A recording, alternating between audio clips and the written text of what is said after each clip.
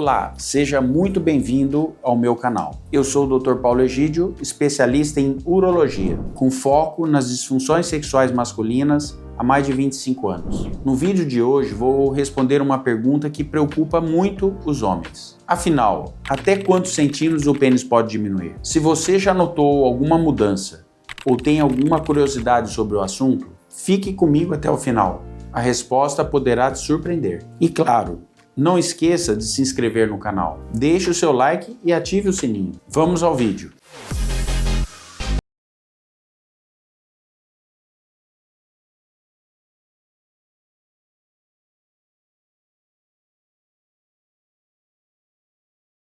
Ele poderá diminuir de tamanho. Existe uma capa que envolve os corpos cavernosos que, se formar fibroses nessa capa, que é como se fosse um remendo cicatricial nessa capa, ela perde elasticidade. Então o pênis, ao curvar, ele diminui de tamanho. Ou, se perder elasticidade de um lado e de outro, esse pênis, às vezes, sem curvatura, ele retrai e fica menor, sem curvatura, porque perdeu a elasticidade dos dois lados. Eu vou mostrar qual é essa membrana. Assim como você corta um pão ao meio para mostrar como é por dentro, se fizéssemos um corte no pênis ao meio para mostrar como ele é por dentro, você vai ter como a semelhança de um pão. Dentro é um miolo, que seria os corpos cavernosos. E essa capa que reveste o miolo, essa capa chama túnica albugínea, ela tem 2-3 milímetros de espessura. Essa capa perde elasticidade e por mais que você pressurize o cilindro de sangue, ele não desenvolve, ele fica menor. Isso acontece por vários problemas ao longo da vida, desde cirurgia da próstata, cirurgia pélvica de uma forma geral, do reto, da bexiga, cirurgias penianas,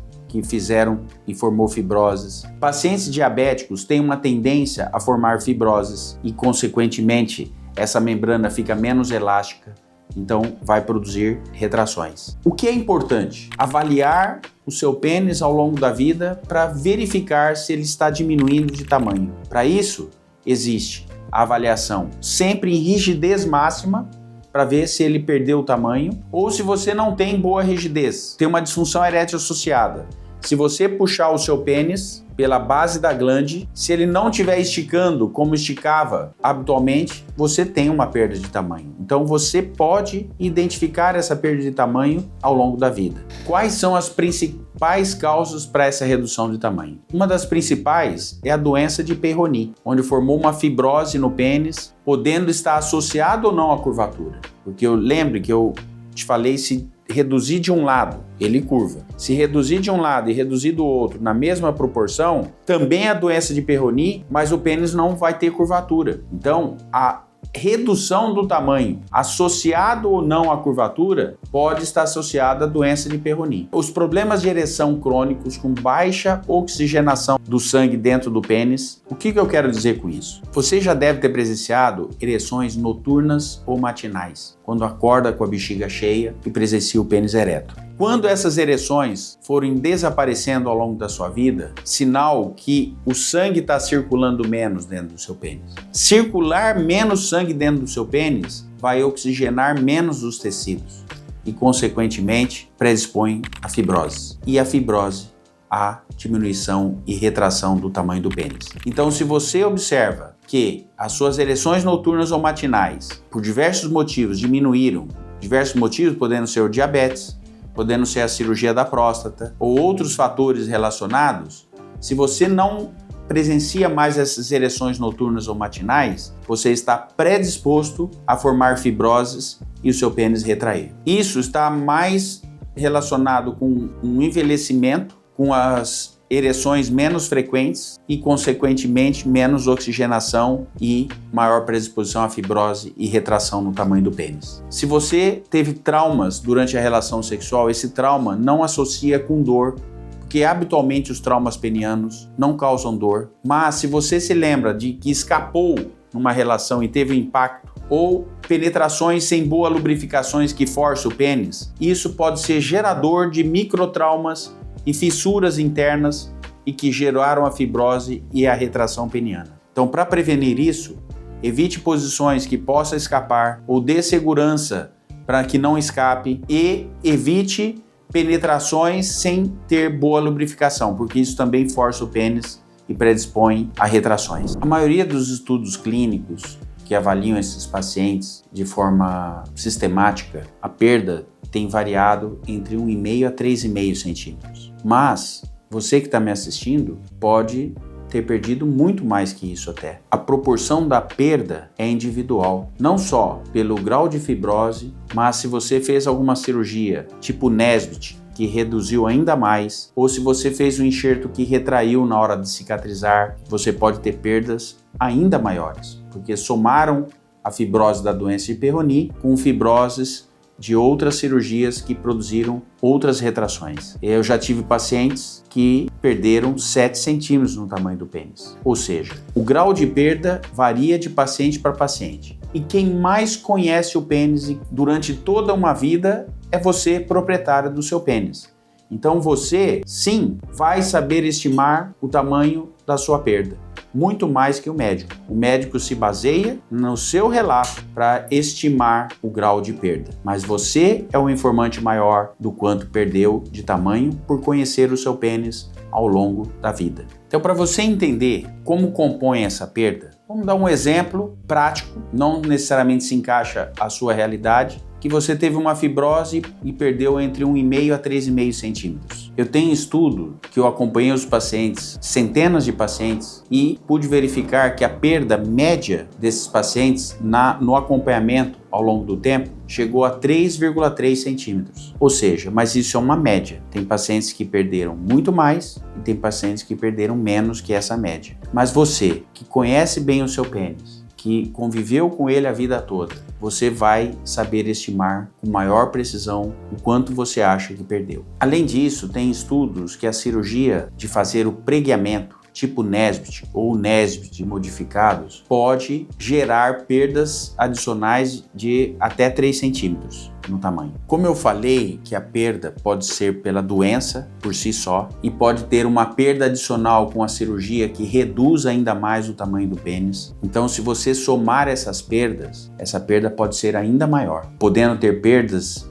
de 6, 7 centímetros no tamanho peniano. Essa consideração, ela tem que ser individualizada. Eu estou falando no genérico, mas a individualização da quantidade da perda depende do quanto você perdeu pela doença e depende do grau de curvatura que vai ser corrigido pelas técnicas que reduzem o tamanho do pênis. Você pode sim fazer um estudo, uma prévia com você mesmo, se você, sem o pênis muito ereto, você alinhar esse pênis, você deixar ele reto e terminar de se estimular para ele ficar ereto e reto, você vai estimar o quanto perdeu em relação ao que era. A mensagem principal que eu quero que você tenha é que o ideal é que você estime o tamanho da perda antes de qualquer cirurgia, para você decidir se você faz a cirurgia convencional, somente alinhar o pênis, e se a perda é aceitável ou não, ou se a perda já foi significativa e você precisa de uma reconstrução total dos tecidos penianos para recuperar até o limite dos nervos, que é o limite possível. Toda essa avaliação parte de você como paciente, em conjunto com o seu médico que está te assistindo, para que previamente a qualquer procedimento cirúrgico, para que previamente se avalie essa perda e também se faz uma decisão para qual procedimento cirúrgico vai ser melhor indicado para o seu caso, para reparar essa perda. Se é uma perda significativa, não pode fazer uma cirurgia que vai reduzir ainda mais o tamanho do seu pênis. Por isso, essa decisão ela tem que ser feita em conjunto com o seu médico, mas a avaliação da perda é fundamental antes de ir para qualquer cirurgia, para que não tenha a surpresa de ter tido uma perda não desejada e depois você vai conviver de uma forma muito ruim com essa condição ao longo da vida. Como minimizar ou evitar essa perda? O importante é você ter a consciência de evitar traumas ou microtraumas no seu pênis. O que é isso? O seu pênis fica vulnerável a desenvolver fibroses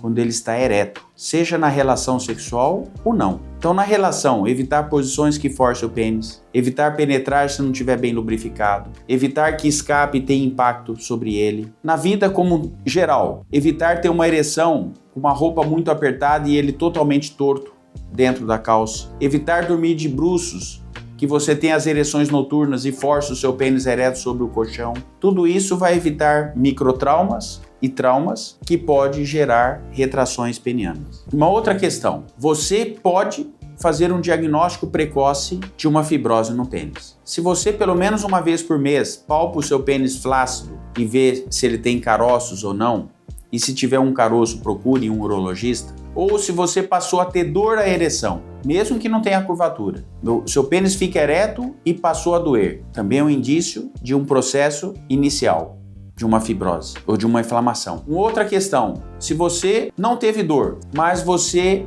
observa a cada ereção que o seu pênis está mudando, está desenvolvendo uma curvatura, ou se tinha uma curvatura está piorando, ou se tinha uma curvatura está alinhando, porque se tinha uma curvatura está alinhando é que você está desenvolvendo fibrose do outro lado. Então tudo isso é importante na sua percepção para ajudar a fazer um diagnóstico precoce de um processo inicial e procurar uma ajuda o mais precoce possível para iniciar tratamentos com medicamentos e fisioterápicos de tração com o pênis mole para ver se evita uma maior retração, uma maior curvatura e uma maior perda de tamanho do pênis. A grande questão, se você vivenciou uma perda significativa do tamanho, e é importante você ter feito esse diagnóstico, e você mesmo pode verificar isso, as cirurgias para recuperação de tamanho, elas têm um outro enfoque, tem uma outra estratégia. Tem uma estratégia de expansão tecidual, que são cortes que permitem o tecido esticar,